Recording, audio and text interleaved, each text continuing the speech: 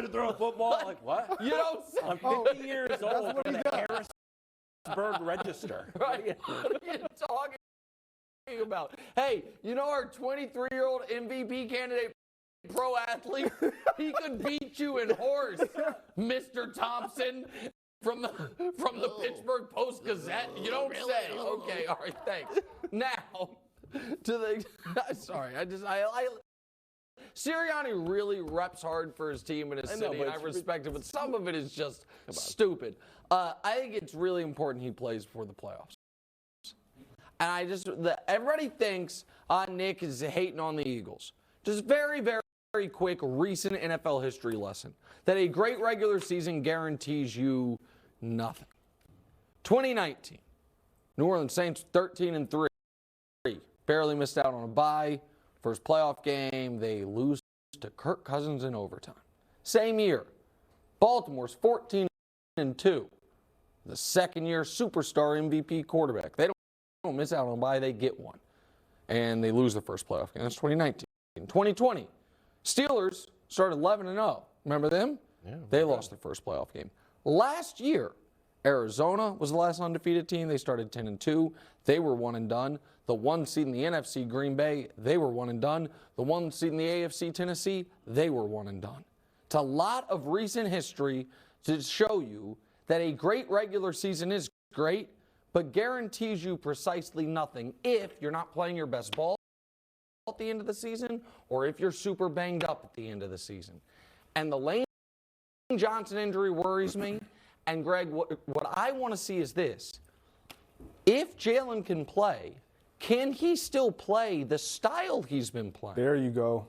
Like, the reason I made this point for, and I'll do it very quickly here, the Eagles hacked 3rd and 1 and 4th and 1 by changing the sport of it, by turning it from football into rugby. And that I support it. It's smart what they've done. I wouldn't recommend it. But what it means is the reason it's unstoppable is because you have Jalen Hurts in the middle of 21 people all pushing him from different directions. Can you do that when he's coming off the shoulder injury? Can the quarterback-driven runs be a huge part of your offense when he's coming off the shoulder injury? And if you can't, don't you need to see what offense you're going to be able to run with the, injured or slightly banged up Jalen Hurts? So I think he has to play before the playoffs. See, I think all of the reasons that you just mentioned is why you don't play him before the playoffs. Oh, wow. Because you give him more rest if you are afforded that opportunity. You worked all year to be the number 1 seed, to have this bye. It is not a bad thing until you make it a bad thing or you lose when you get the opportunity to win in the first round.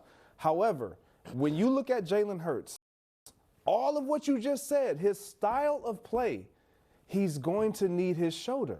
Like, not just throwing the football, but when he runs, he's not a guy who runs and just runs out of bounds. No. He lowers his shoulder. He's their bruising running back. He's not their he's literally like A.J. Dillon is for the Packers and Aaron Jones is the other guy.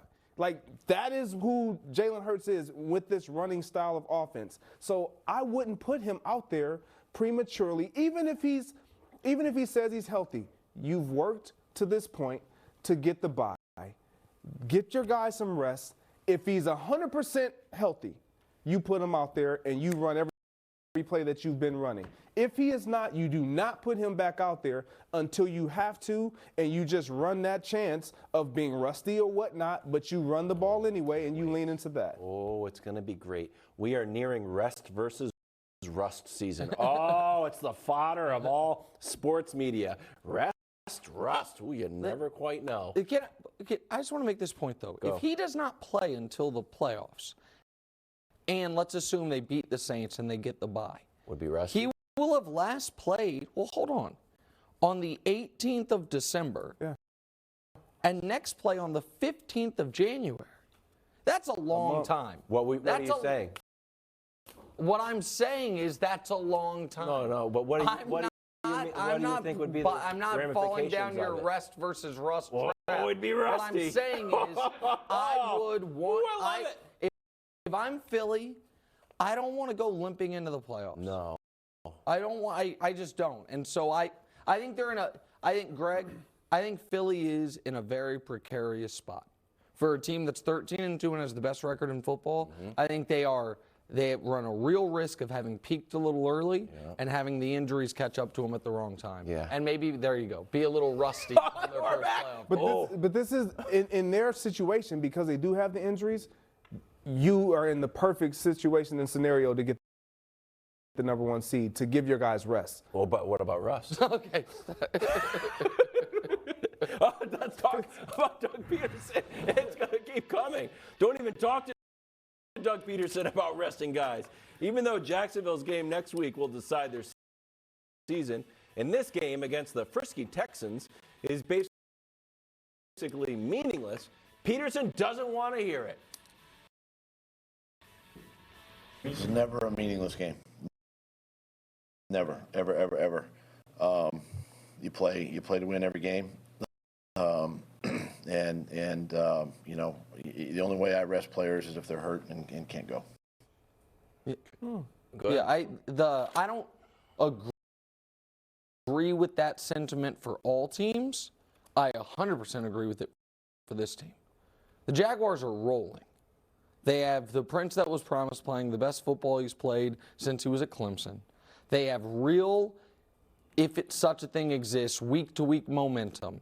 And all of a sudden, throttling down before the biggest games of this team's careers, as one to get in the playoffs, and then the very next week in the playoffs. Like, week 18 is a playoff game, and then if they win it, it's literally a playoff game. I understand they're banged up, and they lost Cam Robinson, and lost Dwayne Smoot, and you don't want to suffer any more injuries. I get that. I would roll the injury dice in order to try to keep this thing rolling, headed into the Titans game, and then headed in that playoff game probably against the Chargers. Yeah, with this team, you're a young team, and you mentioned all the reasons why they should keep it rolling. They're on a 3-game win streak. But Doug Peterson is saying that I never do that. He did it when he was with the Eagles, when he pulled Jalen Hurts when he was a rookie. Oh, yeah. And everyone in New York, got mad every Giants fan out there remembers that. Like, what's going on? Like, he was not hurt. He just pulled him. So there are situations where it makes sense. This is not one of them for them. As a player, excellent former player. Thank you. Is there a point where, like, this game is not meaningless? We got to go out and give it our all. Is there a part in your back of your mind like, yeah, but, you know, it is kind of meaningless. We got to beat Titans next week. That's the one that really matters. That's what you're fighting against. That's legitimately what you're fighting against in that locker room right now. Because everybody in that locker room knows how meaningless that game is.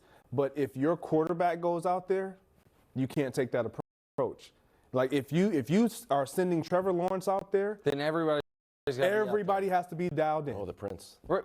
Yeah, of course. But not just because he's the Prince. That's the truth for any team. Yes. It is, and it's one of the reasons some teams don't like to sit the quarterback in Week 18, because it sends the signal to the rest of the team, this game doesn't matter. Yep. And so, listen, I think the Jags are also, it should be noted, are playing a Texans team that really needs to lose.